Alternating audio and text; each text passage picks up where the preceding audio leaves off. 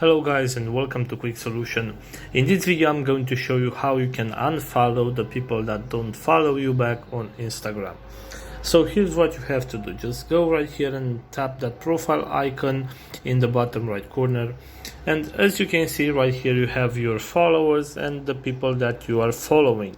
So if I'm going to hit on that option right here, following, I can see that I'm following 8 people.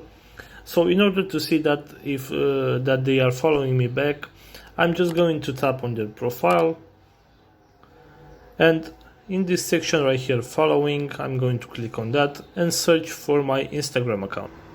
So as you can see right here, this specific account is not following me on Instagram, even though I follow this account. So what I'm going to do is just go back right here, hit the following option, and just hit this button, unfollow.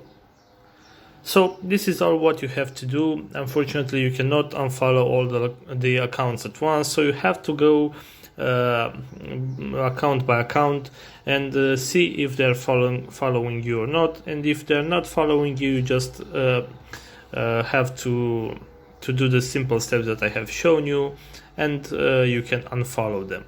So this is all for today, guys. If you have enjoyed this video, don't forget to like and subscribe to this channel for more videos like this.